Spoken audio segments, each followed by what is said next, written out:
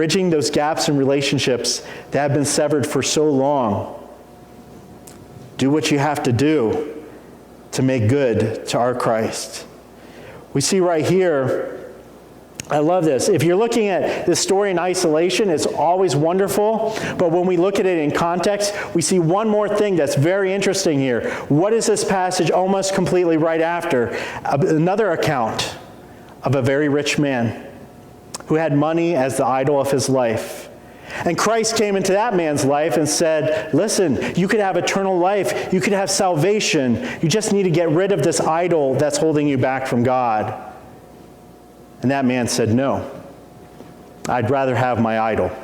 I'd rather have my stuff. And what does that text tells us? He went away sad.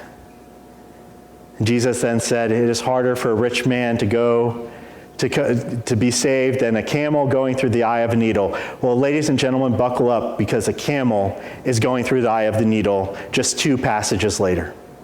A rich man is saved. A rich man who has wealth as his idol finds that he trades that idol away gladly because of his saving faith in Jesus Christ. It is not impossible for anybody to become saved.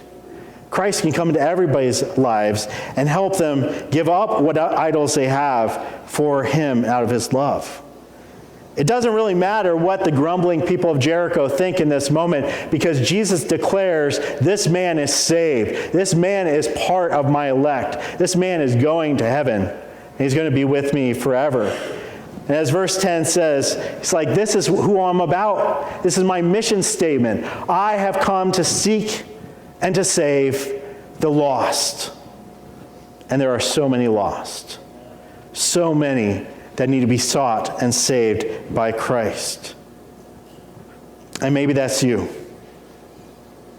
Maybe if you're hearing this, you know in your heart, you are lost. You are lost in your sin. You have heard the call of Christ, but you keep putting it off.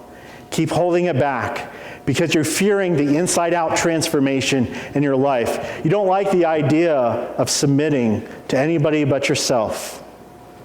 You have a choice to make. The rich young ruler had that choice.